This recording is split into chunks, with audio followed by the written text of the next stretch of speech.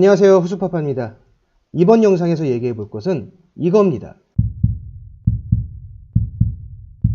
말씀드렸듯이 지역사회에서 부동산 중개업을 해나가는 데 있어서 동종업계에 나에게 호감이 있는 사람들이 점점 늘어나고 있는 것과 그 반대의 사람들이 점점 늘어나고 있는 것은 장기적으로 엄청나게 다른 영향을 미칩니다. 저는 제가 중개업을 해온 그 기간 동안 그로 인해서 도움받았던 썰을 하루 종일이라도 얘기할 수 있어요. 사소하게는 공동중개 시에 받았던 자잘한 도움들과 기분 좋은 일들이 말할 수 없을 정도로 많고요. 저희가 건축물대장상에는 없지만 현장에는 위법 증축이 있는 공간을 계약한 적이 있어요.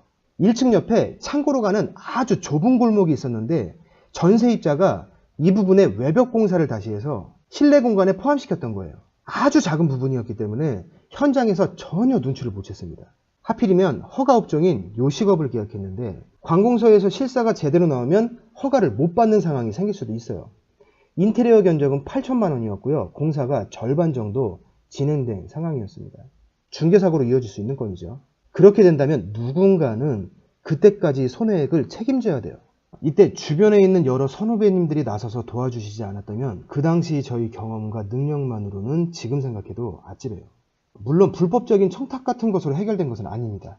비슷한 경험이 있는 선후배님들과 인테리어 회사 임차인이 모여서 머리를 맞대보니까 이 공간을 합법적으로 원상복귀 시키면서도 인테리어 회사도 손해보지 않고 임차인도 수긍할 수 있는 어떤 대안들이 결국 만들어지더라고요.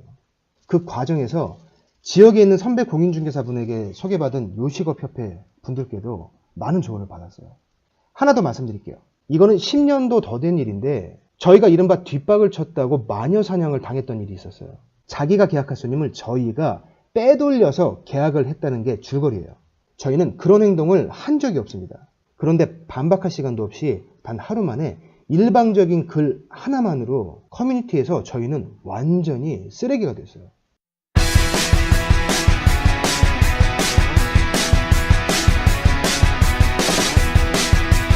누가 옛날부터 그랬대요. 당시에 그 직원은 우리 사무실 입사한 지 한 달도 안 된 신입 직원입니다. 그게 첫 계약이에요. 뭘 원래부터 그래요. 첫 계약인데. 신입 직원 첫 계약이었기 때문에 손님과 상담하는 첫 순간부터 계약서 쓰고 입주하는 모든 순간을 제가 함께 다 했습니다. 물론 사실관계를 확인하고 그 부동산 담당자한테 사과도 받았어요.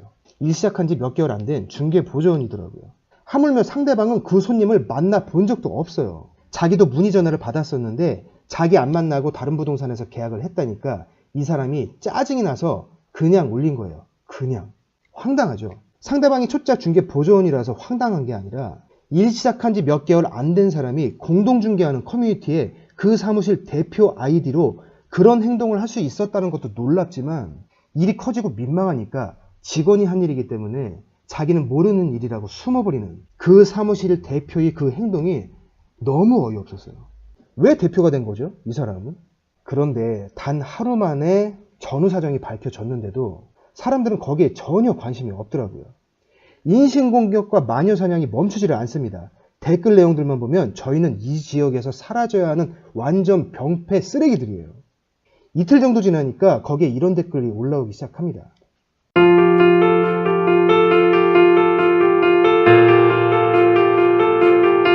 이렇게 약간 좀 쉴드를 쳐주는 댓글들이 순차적으로 올라오기 시작합니다.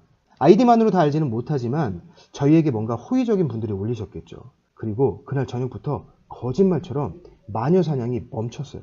저희를 옹호하는 것까지는 아니지만 뭔가 중립적인 입장에서 양쪽 얘기를 다 들어보자 댓글들이 분위기가 전부 다 이렇게 바뀌기 시작합니다. 그리고 저희가 해명할 수 있는 분위기가 조성됐죠. 그 신입 직원은 한동안 후유증에 시달렸지만 결국은 중개업을 잘하고 있습니다. 지금 저희 중개법인의 전무이사로 있는 사람이에요. 12년 전 신입 시절 첫 계약 때 일어난 사건이에요.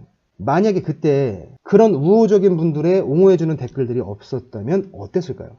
아마도 마녀사냥이 멈추질 않았을 거고 사실관계와 상관없이 그냥 저희가 쓰레기가 된 채로 끝났겠죠.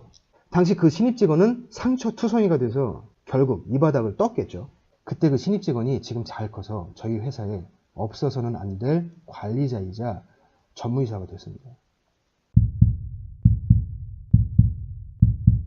우리가 아는 착오 중에 하나가 내 광고를 보고 찾아오는 임차인 또는 매수인만 고객이라고 생각하는 겁니다. 절대로 그렇지 않아요.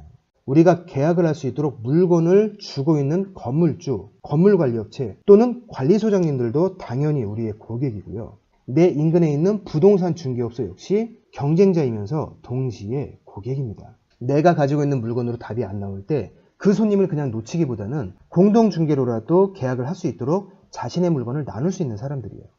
물론 그 사람들도 자기 계약을 위해서 하는 거예요. 하지만 나에게 호의적인 사람과 공동중개를 할 때와 나에게 뭔가 언짢은 감정이 있는 사람과 공동중개를 할 때는 상대방의 조율이나 배려, 적극성 엄청난 차이가 납니다. 특히 나를 좋게 봐주고 있는 상대방과 공동중개를 할 때는 특별한 경우에 자신의 수입을 일정 부분 포기하면서까지 무리하게 조율을 해주고 내 앞에서는 기분 좋게 웃어주는 그런 대인배의 면모를 보이기도 해요. 이거는 입점부동산 입장에서도 마찬가지예요. 오피스텔에 공실이 나오면 사실은 물건이 하나일지라도 여러 부동산에서 공동중개망에 올리죠. 그 중에 저희와 관계가 좋거나 저희가 호감을 느끼는 부동산으로 먼저 전화를 하게 됩니다. 계약을 하게 되면 당연히 그 부동산과 하겠죠. 이렇게 같은 지역에 있는 부동산들은 서로 경쟁하는 대상이기도 하지만 경우에 따라서는 실질적으로 내 매출에 일정 부분 도움이 되는 아주 든든한 협력자가 되기도 합니다. 중개업을 하면서 아주 사소한 것들을 가지고 서로 언짢게 하는 경우들을 가끔 봐요. 자신이 속한 사무실의 규모라든가 경력이나 알량한 지식들을 가지고 상대방을 얕보는 우물안 개구리 같은 사람들을 가끔 봐요.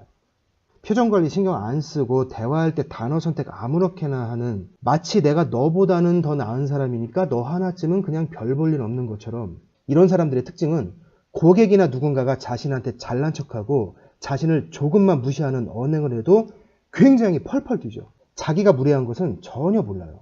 이중적이죠.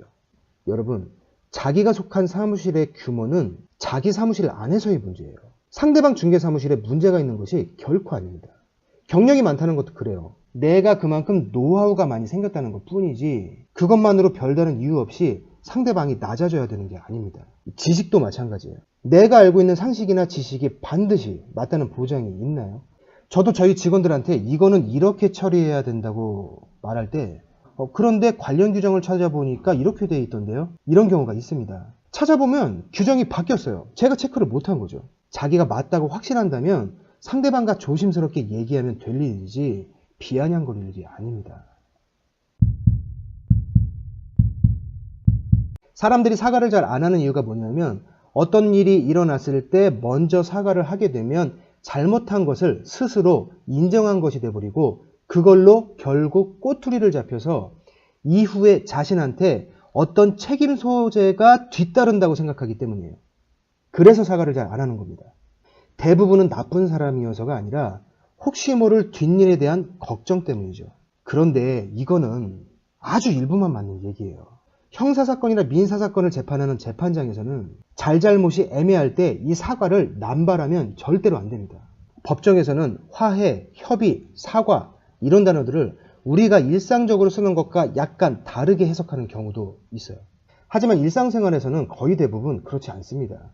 미안한 일이 있을 때는 사과를 하는 것이 당연한 일이고요. 정중한 사과로 인해서 전화위복이 되는 경우들, 서로를 죽도록 비난하는 적이 될 뻔하다가 다시 머리를 맞대서 잘 해결하고 결국엔 든든한 아군으로 바뀌는 경우가 실무에서는 훨씬 더 많습니다.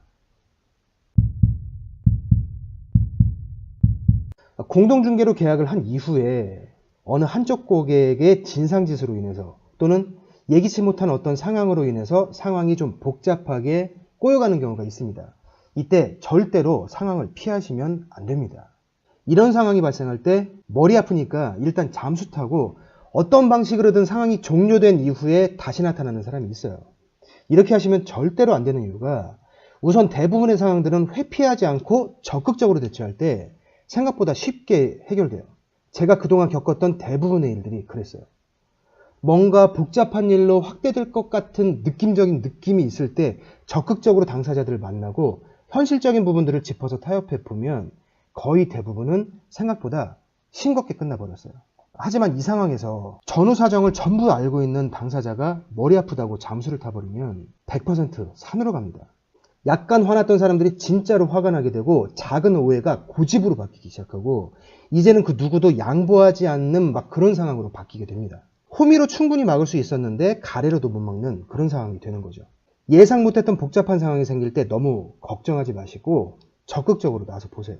여러분들 능력으로 생각보다 상황이 쉽게 잘 풀릴 거예요. 그리고 그 과정에서 여러분을 지켜본 주변 동료들이나 상대편 중개업자는 여러분에 대한 신뢰도가 수직 상승하게 될 거예요.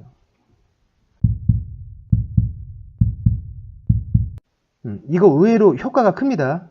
공동중개 시에 약간 복잡한 문제가 있었거나 또는 상대방이 너무 협조를 잘해줘서 정말 기분 좋게 마무리가 잘 되었다면 입주한 후에 작은 선물과 함께 인사를 가보세요. 비싼 건 필요 없고요. 커피나 음료수 한 박스 이런 게 좋습니다. 부담되지 않는 선이 오히려 더 좋아요. 그리고 지난번에 있었던 공동중개 건에 대해서 고맙게 생각하고 있다는 것을 살짝 얘기해 보세요. 정말 별거 아닌데도 그 다음번 공동중개할 일이 있을 때 정말 호의적이고 적극적으로 바뀝니다. 정말 별건 아닌데도요. 사실 대부분의 사람들은 돈보다 더 좋아하는 게 내가 누군가에게 도움이 되는 사람이고 누군가 나에게 고마워하고 있고 그로 인해 누군가가 나에게 좋은 감정을 가지고 있다고 느끼는 것. 그런 기분을 느끼는 것. 대부분 돈보다 이걸 더 기뻐합니다. 고마운 일이 있을 때 고맙다고 표시하는 것. 당연한 것이면서 동시에 사람들의 관계를 아주 부드럽게 만들어주고요. 그 순간부터 그 사람은 알게 모르게 나를 응원하는 사람으로 바뀝니다. 여러분, 지금까지 부동산도 고객이다 라는 주제를 가지고 평판과 에티켓에 대한 얘기를 해봤습니다. 제 생각에 공감하시는 분들도 계실 테고 이건 우리 중개업자에게 별로 필요 없는 얘기야 이렇게 생각하시는 분도 계실 거예요. 순전히 저희 경험이고 저희 생각이기 때문에 판단은 여러분들이 자유롭게 하시면 됩니다. 다만 이런 시각도 있구나 한 번쯤은 생각해 보셨으면 좋겠어요. 다음 영상에서 뵙겠습니다.